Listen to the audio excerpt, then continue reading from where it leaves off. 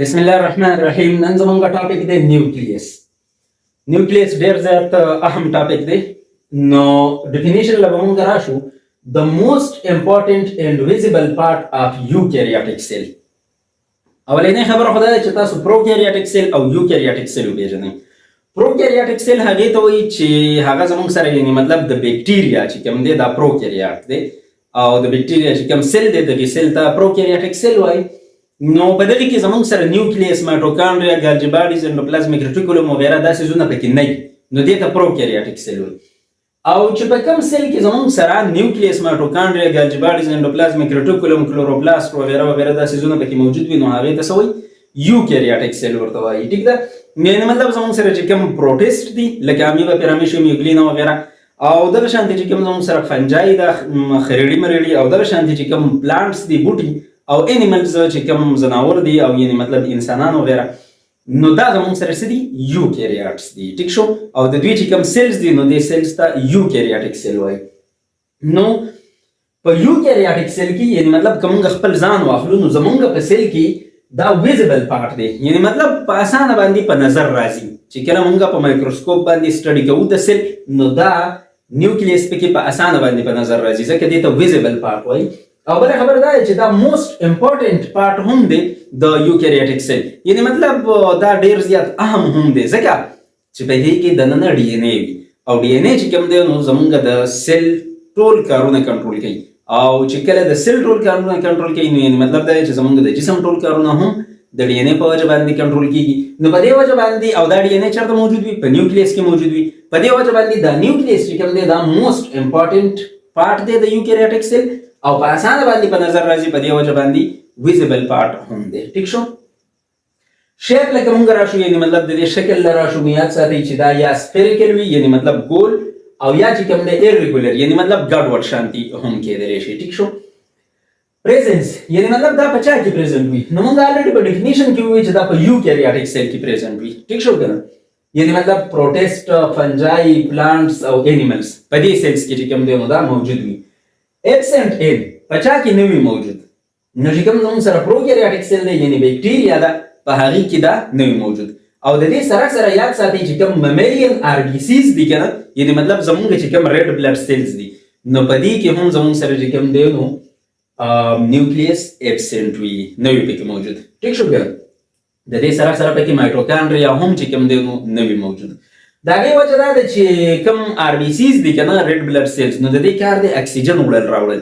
نو په دې وجه باندې چې که دې کې نیوکلیس موجود وي او مایټوکانډریا موجود وي او نور پکې داسې څیزونه ډېر موجود وي، نو د هغې بیا نقصان دا دی چې دا به هغه شانتې اکسیجن بیا نشي وړلی راوړلی. په دې وجه باندې دا نیوکلیس او مایټوکانډریا وغیره چې کوم دی دا دې لرې کړلی شوي دي چې اکسیجن چې کوم ډیوټي د دې ده نو چې دا په اسانه باندې کوي، یعنې مطلب اکسیجن ډېر وړلی شي. ټیک شو؟ ډسکوري نیوکلیس په اوله پیره باندې چا ډسکور کړی و؟ نو رابرټ براون چې کوم دی زموږ سره په اوله پیره باندې په 1831 کې نیوکلیس ډسکور کړی و په پلانټ سیل کې. ټیک ده که نه؟ د بوټي په سیل کې په اوله پیره باندې په 1831 کې رابرټ براون نیوکلیس ډسکور کړی و.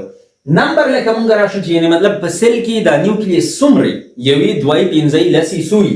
نو یوزولي 1 عام طور په یو سیل کې یو نیوکلیس وي، خو دا زموږ سره کین بي 2 دوه هم کېدلی شي. لکه پیرامیشیم کې که تاسو وګورئ نو په هغې کې زموږ سره دوه مایکرو نیوکلیس او میکرو نیوکلیس. ټیک شو که نه؟ او دغه شانتې ډېر هم کېدلی شي، مور هم کېدلی شي. یعنې مطلب که موږ فنجای سیل واخلو که نه، نو د فنجای په سیل کې ډېر نیوکلیسونه وي. ټیک شو؟ او د دې سره سره چې کوم زموږ سکیلیټل مسلز دي، یعنې مطلب زموږ چې کوم سکیلیټل مسلز دي نو په دې کې هم زموږ سره چې کوم دی نو ډېر نیوکلیسونه وي. ټیک ده که نه؟ نو دې ته موږ بیا څه وایو؟ ملټي نیوکلیټډ سیلز چې ډېر پکې وي. او چې په چا کې یو وي نو هغې ته موږ مانو نیوکلیټډ سیل وایو، یعنې مطلب یو نیوکلیس. ښه پوزیشن لکه موږ راشو چې یعنې مطلب په سیل کې دا نیوکلیس په کوم ځای کې پریزنټ وي؟ نو په انیمل سیل کې نیوکلیس په سنټر کې پریزنټ وي، په منځ کې. او چې کوم میچور پلانټ سیل دی که نه، نو یعنې مطلب بالغ پلانټ سیل، نو په هغې کې چې کوم دی نو زموږ سره نیوکلیس سایډ طرف ته وي. نو که موږ ډایګرام له راشو نو مطلب دا زموږ سره انیمل سیل دی، نو په انیمل سیل کې نیوکلیس په سنټر کې دی، بلکل په منځ کې دی. او که موږ پلانټ سیل له راشو نو مطلب دا زموږ سره چې کوم دی دا یې سیل وال شو، دا چې کوم دی سیل ممبرین شو، دا چې کوم دی نو زمونږ سره پکې لارج سنټرل ویکیول دی، ټیک شو کنه، د پلانټ سیل. نو د دې په وجه باندې د نیوکلیس چې کوم دی نو چرته راغلی دی؟ سایډ طرف ته راغلی دی، ټیک ده کنه. یاد ساتئ چې کله مچور پلانټ سیل نه وي کنه، پلانټ سیل چې کله بالغ نه وي، کچا وي، نو په دې کې زمونږ سره چې کوم دی نو دا واړه واړه ویکیولز پکې ډېر وي، خو دا سایډونو ته وي او دا نیوکلیس په سنټر کې وي. خو بیا دا واړه واړه چې کوم ویکیولز دي دا د یو بل سره راجمع کېږي، رایوځای کېږي او په آخره کې یو غټ ویکیول جوړوي. نو په دې وجه باندې دا نیوکلیس چې کوم دی نو دا ورو ورو سایډ طرف ته ځي، ټیک ده کنه. دې نه بعد که مونږ راشو سټرکچر لا چې یعنې مطلب په دې نیوکلیس کې کومه حصې دي. نو نیوکلیس کنسسټس آف، په نیوکلیس کې دا حصې دي، کوم نیوکلیر ممبرین وي پکې، نیوکلیوپلازم وي پکې، نیوکلیولس وي پکې او کروموسومز وي پکې، ټیک شو کنه. نو اول نمبر مونږ راشو نیوکلیر ممبرین لا چې دې باندې به بحث وکړو. یاد ساتئ چې دا نیوکلیر ممبرین اصل کې دوه ممبرینز دي، ټو ممبرینز، یو آوټر ممبرین وي بهر طرف ته، یو انر ممبرین وي دننه طرف ته، ټیک شو کنه.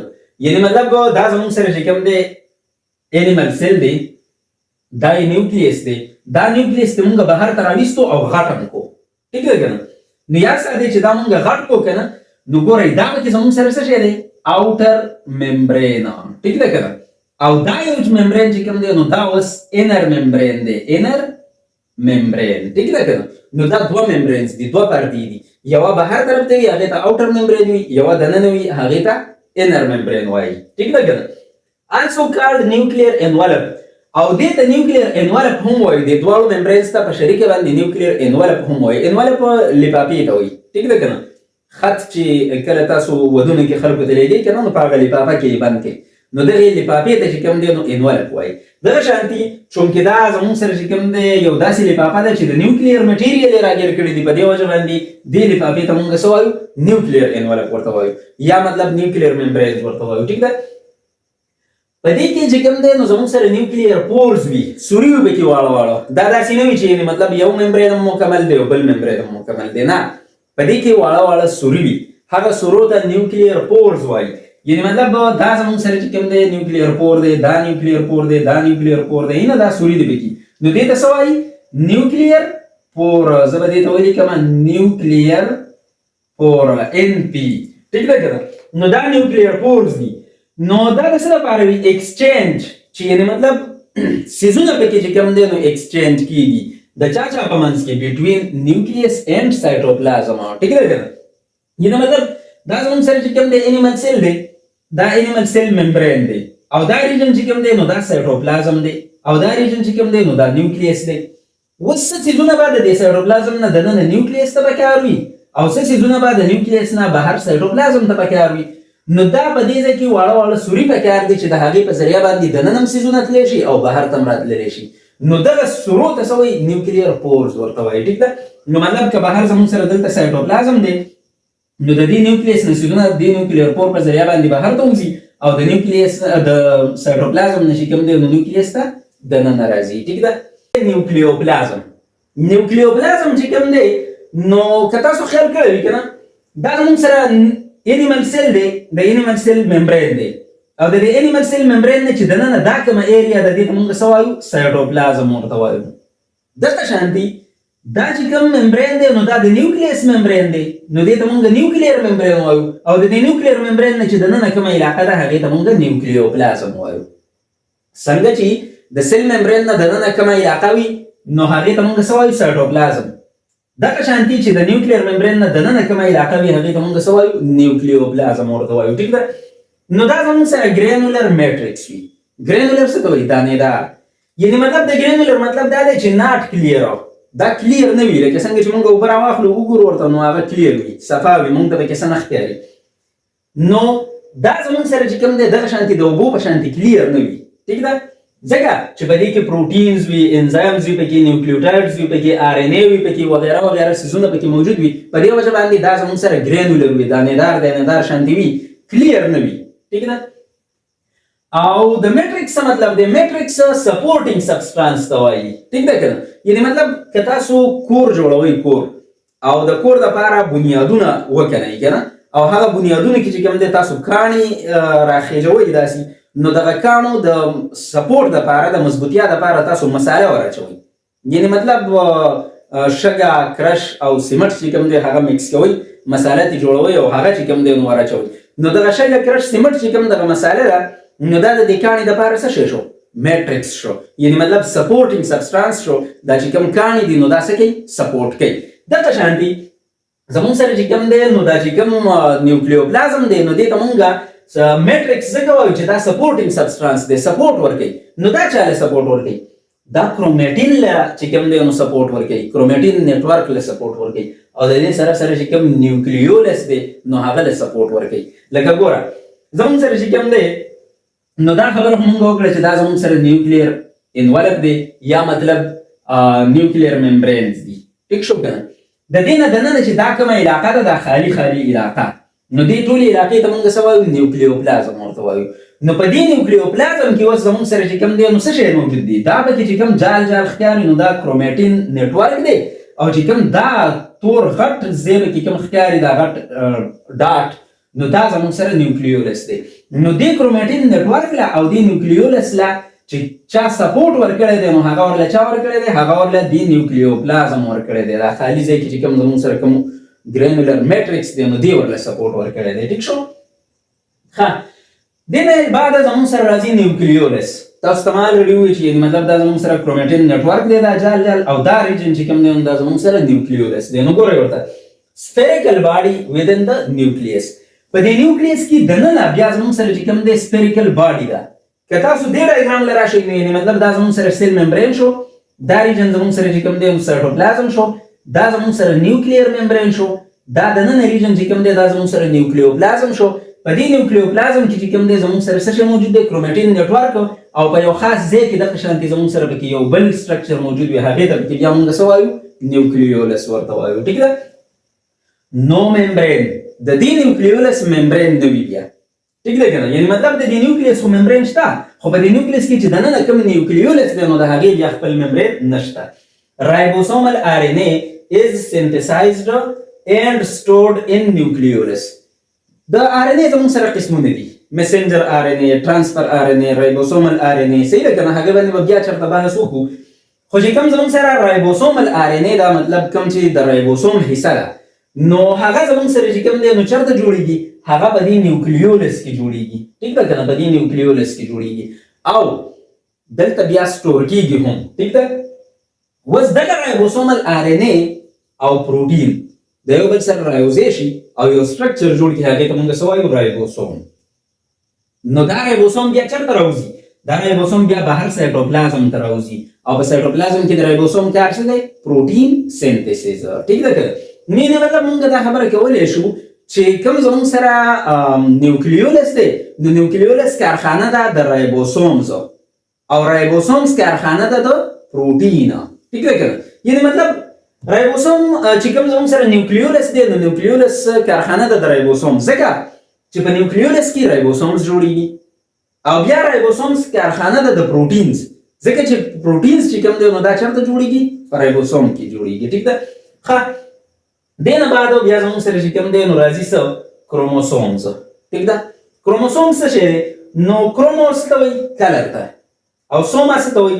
باډي ته وایي. یعنې مطلب دا کروموسومز چې کوم دی دا زموږ سره کلر باډي ده. څنګه؟ یعنې مطلب دا مونږ ته چې کوم دی نو په نظر باندې نه راځي داسې، خو چې کله مونږ سټډي کوو نو مونږ سټین ور واچوو، کلر ور واچوو. صحیح ده که نه؟ مختلف کلرز دي که نه؟ د مایټوکانډریا دپاره ځان له دی، د نیوکلیس دپاره ځان له دی، د کلوروپلاست دپاره ځان له دی، د ګالجي باډیز انډوپلازمیک ریټیکولم د دوی دپاره ځان له کلرز دي، سټینز دي. نو چې کله مونږ په مایکروسکوپ باندې سټډي کوو او مونږ د سیل ته الریډي سټین هم اپلای کړی وي، یعنې مطلب کلر هم ورته ورکړی وي، نو هغه خاص قسم کلر چې کوم دی ځي او د هغه خاص قسم ارګنیل سره میلاو شي نو بیا مونږ ته هغه په اسانه باندې په نظر راځي. نو دغه شانتې زمونږ سره چې کوم دی دا کروموسومز چې کوم دی سټین اپلای شوی و، سټین. ټیک ده که نه؟ کلر اپلای شوی و سیل ته، او په هغې نه بعد او بیا دغه سیل چې کوم دی نو سټډي کولی کېدله، نو په دغه دوران کې چې کوم دی زموږ سره څه کلر څیزونه ولیدلی شول، ځکه یې دې له نوم ورکړو کروموسوم. ټیک ده که نه؟ کرومو مینز کلر او سوم مینز باډي. نو داسې باډي ښکاره شوله چې هغه کلر وه، په دې وجه باندې دې ته کروموسومز نوم ورکړو. made of DNA and proteins. دا کروموسومز چې کوم دي دا زموږ سره د ډي ان اے نه جوړوي او د پروټینز نه جوړوي. ټیک ده کنه. دغه پروټینز خاص قسم پروټین وي، هغه پروټینز ته هیسټون پروټین وایي. ټیک ده. ښه visible and dividing cells، یعنی مطلب دا کروموسوم چې کوم دی چې کله سیل ډیوایډ کیږي نو کروموسوم په نظر باندې راځي، ویزیبل وي، ښکاره وي، او چې کله یو سیل نه ډیوایډ کیږي نو کروموسوم پکې بیا نه ښکاري. ټیک ده کنه. نان ډیوایډینګ سیل مطلب چې کله سیل نه ډیوایډ کیږي نیټورک اف فاین تھریډز، نو په دې کې زموږ سره نیټورک اف فاین تھریډز دي، یعنی مطلب دا زموږ سره چې کوم سیل دی دا اوس نه ډیوایډ کیږي فی الحال، نو دا نیوکلیس ته موږ بهر ته راوستې دی، نو دا پکې فاین تھریډز دي، یعنی مطلب نری نری تارونه دي پکې، یو نیټورک دی پکې، یو جال دی پکې د نرو نرو تارونو. دې ته څه وایي؟ نون ایز کرومېټین نیټورک. دې ته موږ څه وایو؟ کرومېټین نیټورک ورته وایو په دې دوران کې. خو چې کله بیا دا سیل ډیوایډ کیږي نو د دې نه به زموږ سره بیا څه جوړیږي؟ کروموسوم به جوړیږي د دې نه. ټیک ده کنه. یاد ساتئ مونږ دا خبره کوو چې کروموسوم زموږ سره څنګه جوړو، مونږ په دې ځای کې وایو چې کروموسوم د ډي ان اے او د پروټینز نه جوړ دي. ټیک ده کنه. خو مونږ په دې ځای کې بل خبره دا مو کړله چې دا کروموسوم د چا نه جوړیږي؟ دا د کرومېټین نیټورک نه جوړیږي. نو مطلب دا دی چې دا کرومېټین نیټورک په خپل هم زموږ سره د ډي ان اے او د پروټین نه جوړ دی. کرومېټین نیټورک د ډي ان اے او پروټین نه جوړ دی. دغه کرومېټین نیټورک راتاو شي د یو بل نه د خپل ځان نه او څه جوړ کی؟ کروموسوم جوړ کی. نو چې کرومېټین نیټورک د ډي ان اے او د پروټین نه جوړ دی او دغه کرومېټین نیټورک چې کوم دی نو دا بیا کروموسوم جوړي. نو کروموسوم هم زموږ سره د ډي ان اے او د پروټین نه جوړ شول کنه. ټیک ده. نو آسان کنسپټ دی، سبق شته نه. زموږ سره چې کوم دی کومه پارټس لراشو، یعنی مطلب حصو لراشو د کروموسومز، نو یاد ساتئ چې په کروموسومز کې زموږ سره کرومېټډز وي یا آرمز. ټیک ده کنه. او د دې سره سره به کې سنټرومیر وي.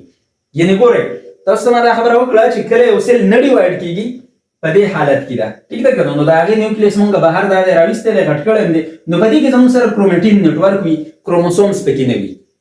خو چې کله دا سیل ډیوایډ کیږي بیا نو د ډیویژن په دوران کې چې کوم دی نو بیا زموږ سره د دې کرومېټین نیټورک نه څه جوړیږي؟ کروموسومز جوړیږي. ټیک ده. اوس دغه کروموسوم زموږ سره په کوم شکل کې وي؟ په دې شکل کې وي. دا زموږ کروموسوم راکړی دی. نو دا چې کله زموږ سره جوړیږي دا کروموسومز، نو اوس دې کروموسوم کې زموږ سره کرومېټډ څه ته وایي؟ دا چې کوم یو سیز دی کنه دې ته یو کرومېټډ وایي او دا چې کوم بل دی دې ته بل کرومېټډ وایي. نو یو کروموسوم زموږ سره د 2 کرومېټډز نه جوړوي. ټیک ده کنه.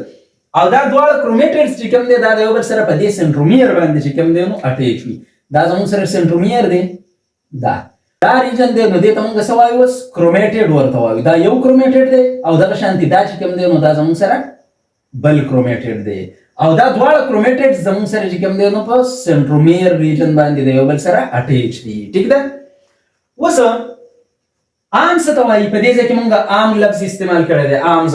نو چې کوم زموږ سره سنټرومیر نه واخله د دې سنټرومیر نه واخله د اخیره پورې چې کوم ریجن دی دې ته موږ یو عام وایو او دا زموږ سره بیا بل عام شو او دا بل عام شو او دا بل عام شو. یعنی مطلب زموږ سره چې کوم دی په دې کروموسوم کې زموږ سره څلور عامز دي خو کرومېټډز پکې دوه دي. ټیک ده کنه. دا یو زموږ سره یو بالکل یو کرومېټډ شو او دا یو چې کوم دی زموږ سره بل کرومېټډ شو او دا پکې زموږ سره چې کوم دی سنټرومیر دی. خو که موږ عامز لراشو نو عامز پکې بیا زموږ سره څلور دي. د دې ځای نه واخله د دې ځای پورې دا یو عام شو، د دې ځای نه واخله د دې ځای پورې دا بل عام شو، د دې ځای نه واخله د دې ځای پورې دا بل عام شو او د دې ځای نه واخله د دې ځای پورې دا بل عام شو. ټیک ده. یعنی مطلب زموږ سره پکې عامز څلور دي خو چې کوم کرومېټډز دي نو هغه پکې دوه دي. نو که عامز واخلې او که کرومېټډز واخلې نو دا د یو بل سره په څه باندې اټیچ دي؟ په سنټرومیر باندې. په سنټر کې چې کوم دا ریجن موجود دی په دې باندې د یو بل سره اټیچ دي. ټیک ده. ها سنټرومیر څه کار کوي؟ سپنډل فایبرز دې ته اټیچ کیږي ډیورینګ سیل ډیویژن. چې کله زموږ سره سیل ډیویژن کیږي او کروموسوم ډیوایډ کیږي کنه نو سپنډل فایبرز راشي، یعنی مطلب زموږ سره چې کوم دی د دې طرف نه سپنډل فایبر راشي دې ځای ته اټیچ شي او د دې طرف نه سپنډل فایبر راشي دې ځای ته اټیچ شي. نو دا چې کوم دی نو زور ورته وکړي نو نیم کروموسوم یو خوا لاړ شي او نیم بل خوا لاړ شي. ټیک ده کنه. یعنی مطلب زموږ سره چې کوم دی نو کروموسوم ډیوایډ شي. ټیک ده. نو دغه سپنډل فایبرز کوم ځای ته اټیچ کیږي؟ سنټرومیر ته اټیچ کیږي. بل خبره دا ده چې ډي ان اے زموږ سره چې کوم دی نو مونږ الریډي دا خبره وکړه چې کوم زموږ سره کروموسوم دی نو دا د څه نه جوړوي؟ د ډي ان اے او د پروټین نه جوړوي. ټیک ده کنه. نو یا ساده چې کوم دغه ډي ان اے پکې ده نو دغه ډي ان اے کنټرولز آل د اکټیویټیز اف د سیل. دا ډي ان اے چې کوم په سیل کې موجود وي نو دا آل د اکټیویټیز اف د سیل چې کوم دی کنټرول کوي. یعنی مطلب په سیل کې چې څومره کارونه کیږي نو دغه ډي ان اے کنټرول کوي. نو کدا ډي ان اے زموږ سره د کرومېټډ په شکل کې ده نو هم ډیره زیاته ضروری ده ځکه چې مطلب کدا ډي ان اے زموږ سره د کرومېټین نتورک په شکل کې ده نو هم ډیره زیاته ضروری ده ځکه چې د سیل ټول اکټیویټیز کنټرول کوي.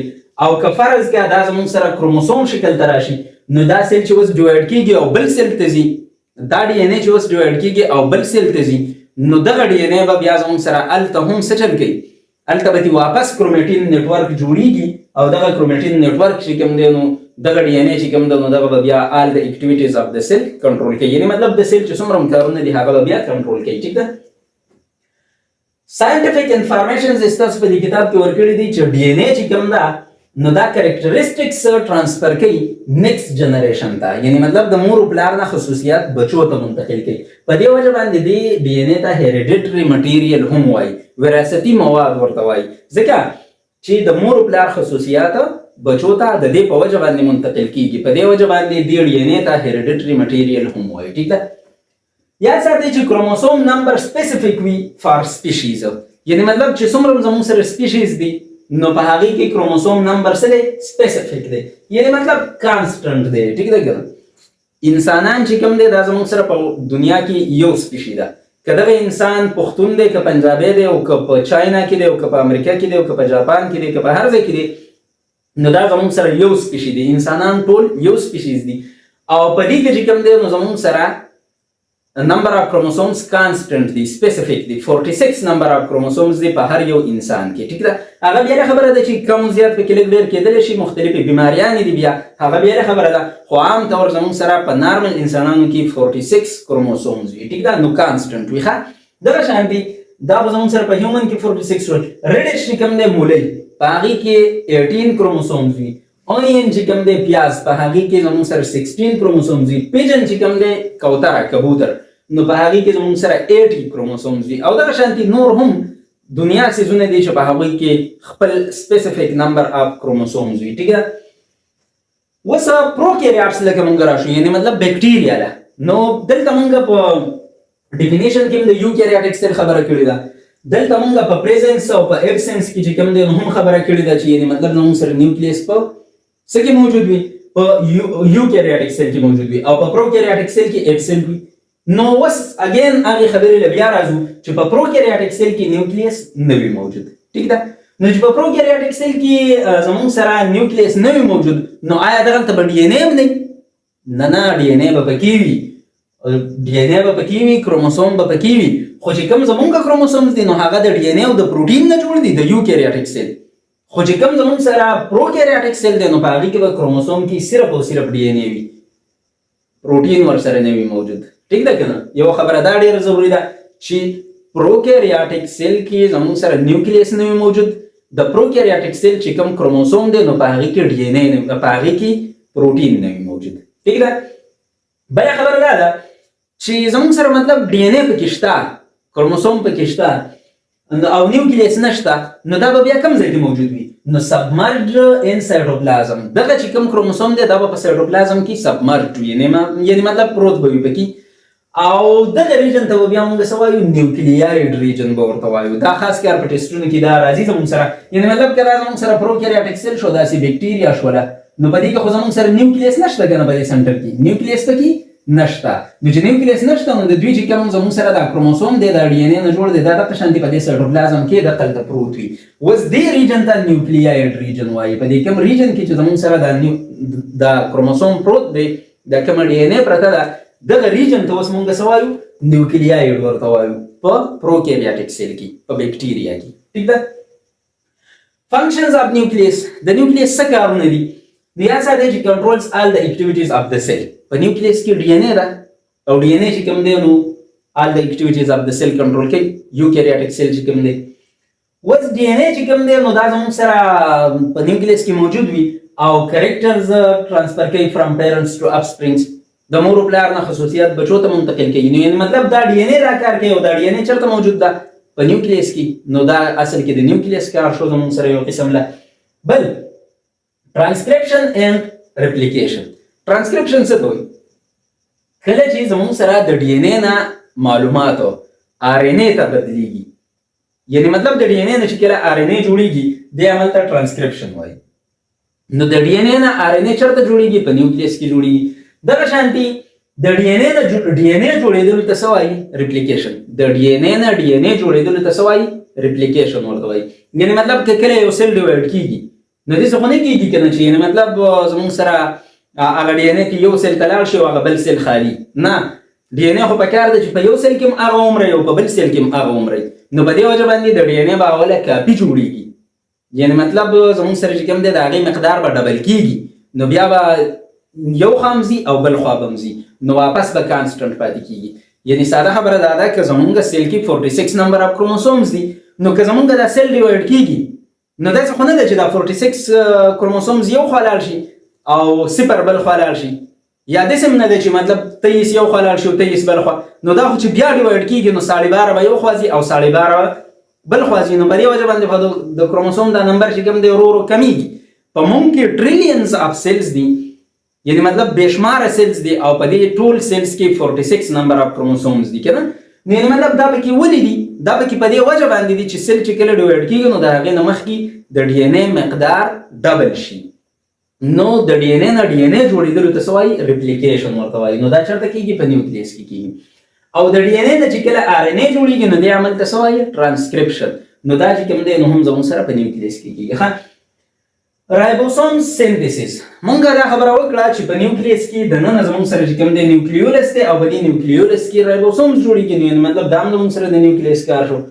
ایکسچینج اف مټیریلز وذ سایټوپلازم، دا نیوکلیس چې کوم دی نو دا د نیوکلیر پورس په ذریعه باندې د سایټوپلازم سره د مټیریلز ایکسچینج هم کوي. ټیک ده. بل دا زموږ سره ادر نیمز اف نیوکلیس. نیوکلیس ته نور څه نومونه وایي؟ نو یاد ساتئ چې کنټرول سنټر اف د سیل ورته هم وایي. څنګه چې مطلب د هر ځای یو کنټرول سنټر وي که نه، مطلب زمونږ کې پي کې صوبه ده نو دا د کوم ځای نه کنټرول کېږي؟ د پېښور نه کنټرول کېږي. نو پېښور چې کوم دی د کې پي کې چې کوم دی څه دی؟ کنټرول سنټر دی. نو دغه شانتې زموږ سره چې کوم دی نو د سیل د کوم ځای نه کنټرول کېږي؟ د نیوکلیس نه کنټرول کېږي. په دې وجه باندې دې ته کنټرول سنټر اف د سیل هم وایي. ټیک ده. دې نه بعد برین اف د سیل ورته هم وایي. زمونږ چې کوم برین دی نو دا زمونږ ټوله باډي کنټرول کوي. دغه شانتي د سیل چې کوم ځای نه کنټرول کېږي نو هغه د نیوکلیس نه کنټرول کېږي. په دې وجه باندې نیوکلیس ته برین اف د سیل هم وایي. یعنی مطلب د سیل دماغ ورته وایي ځکه چې سیل د دې نیوکلیس نه کنټرول کېږي. ټیک ده. اوس خبره دا ده چې څه لفظونه داسې راځي چې په هغې کې تاسو کنفیوز کېږئ چې نیوکلیس څه ته وایي او نیوکلیایي څه ته وایي. نو نیوکلیس یو نیوکلیس ته وایي او نیوکلیایي ډېرو نیوکلیسونو ته وایي. ټیک ده که نه. بل دی نیوکلیولس او نیوکلیولایي. نو نیوکلیولس یو نیوکلیولس ته وایي او نیوکلیولایي ډېر نیوکلیولسونو ته وایي.